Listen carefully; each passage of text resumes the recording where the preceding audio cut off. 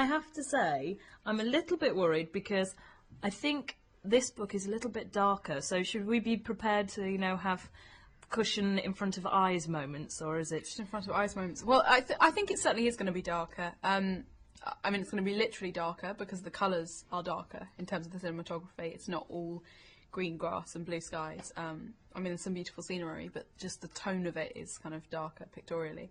And then there's a lot more action going on. We've got kind of many more fight scenes, many more fight sequences. And I think, I mean, we're still going to be, it's still made for a family audience, but there are some, you know, there are some serious deaths in it. There are some serious kind of losses, and it's not all sunshine, I'm afraid.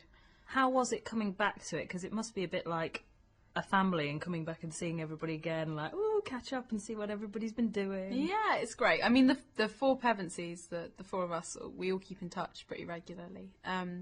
But it was really nice, actually, because we did the first couple of months in New Zealand again, and then we filmed the rest of it in the Czech Republic and Poland and Slovenia. But it was really nice because we had lots of New Zealand crew back again for the first 2 months, and some stayed. And that was great because although I stayed in touch with some of them, there are a lot of faces that came back that you didn't necessarily keep in contact with, or that you hadn't managed to see, or had been just a very long way away distance-wise. So it was really lovely to get back together. Do you get homesick, or do you get to bring people with you?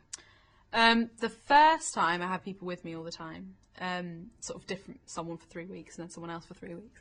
But this time, because I was 18, I was allowed to be by myself, and I had people to visit every now and then. My mum came out, my dad came out, my family came a bit in the summer, and I had a couple of friends staying. But mostly it was just me. But it's quite hard to get lonely when you have a film crew of about 1,000 people around, so it was pretty fun. Was it constant phone calls, though, from your mum and things going, are you behaving yourself? You're on your own. I don't like it. No, she was pretty good. I've got a younger brother and a younger sister at home, so I think she had her hands full anyway. Oh, and is it true that the director let you nip off and go back to do your school prom? He did, yeah. It was amazing, actually. We had a full day's filming, and it was on a Saturday, and I was looking a little bit down, I think, and Andrew said to me, oh, what's the matter? What's going on? And I was like, oh, my school leave is full tonight and I'm not going to be able to go.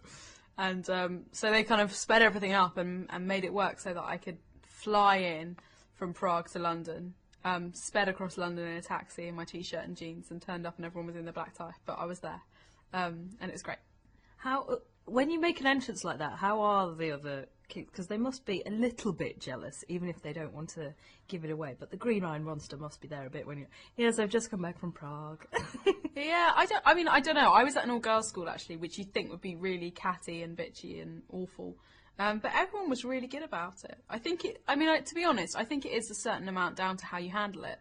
Because if I waltzed in and was like, hello, I'm here, where's my red carpet, then I'm sure that everyone would absolutely hate it. But most people were really supportive and really, really nice about it. I'm very lucky. I'm assuming you're quite excited about the premiere, though, but I assume as well that all your friends ring you up going, right, can I come, can I come? Can I be your +1? And you're about +20. Well, they've been all right so far. Maybe the requests will start coming in. Yeah, it is exciting. It's quite nerve-wracking as well, sort of standing in front of a lot of people. And that kind of thing. But I'm sort of nervous about how the film's going to be received. But hopefully it'll be fun. Are you getting used to that sort of life in the public eye thing? Well, I don't really lead life in the public eye on a daily basis. I mean, I'm sort of really happy to promote things that I've worked on. But I'm at university at the moment, and I don't sort of walk around every day looking for pictures of myself or anything. I live in London, and I take the tube and get on the bus, and I don't really need to walk around in sunglasses, so yeah, it's fine. Are you going to be a little bit sad at the fact when everybody else goes back to filming and doing the new Chronicles and you're not in them? Yeah, I was speaking to the others recently, actually, and I think a definite visit is going to be planned. I think Will and I are going to have to storm in quite early on in shooting and make sure that they all remember us. Yeah, it will be sad, but on the other hand, I've got other things going on in my life now, and I'd like to play some different roles, and I think it's probably time for me to move on. Now, Prince Caspian in this one, a little bit of a hottie. A little bit. How was this on set? Because he only came in quite late, wasn't it? So with you all knowing each other, do you feel a bit like, you know, you've got to show them the ropes, and obviously it can't be that hard when they're good looking?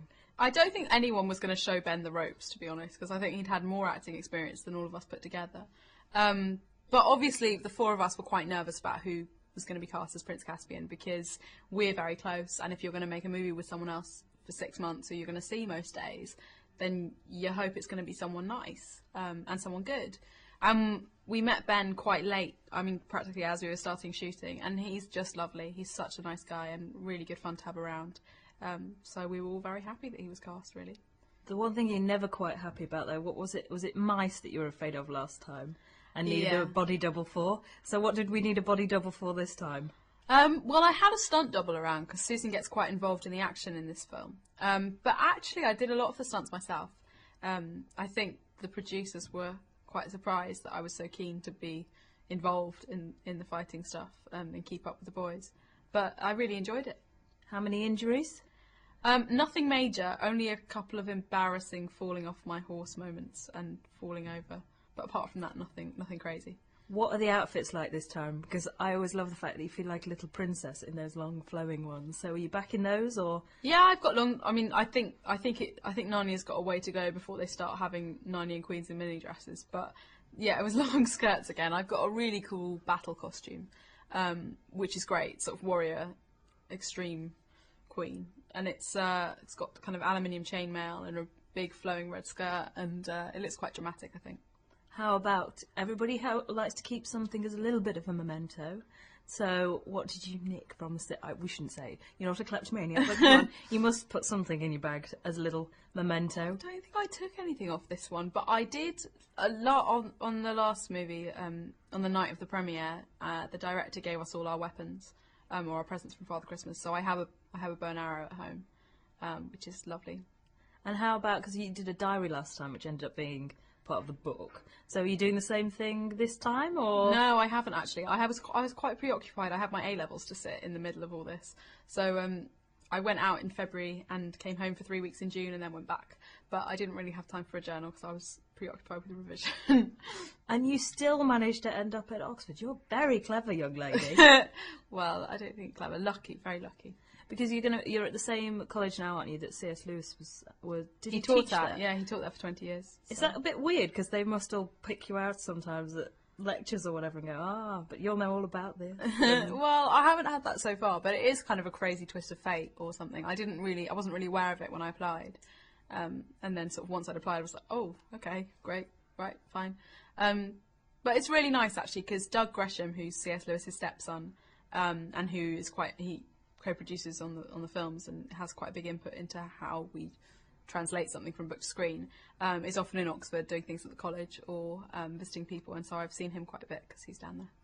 So finally, I have to ask, is this like a give up eventually and retire from acting, or will you always keep that as your sort of preliminary thing? Well, I hope not. I really would like to act, but I'm also really happy at university at the moment. I'm keen on finishing my degree and sort of having a good time and learning a lot. The nice thing about reading English literature is it means that you're constantly learning about characters and narratives and how to tell stories, and I think that's pretty good training for the world of acting, really. So if it doesn't if it doesn't carry on with the acting, what do you fancy? I don't know. Probably something in production. I think I probably always want to stay connected with this kind of creativity and this kind of world. Well, it's a good place to start. Very good. Thank you very much for that. It was lovely Thank to you. meet you. Nice to meet you. And I can't wait to see it now. Me neither. What the trailers has been like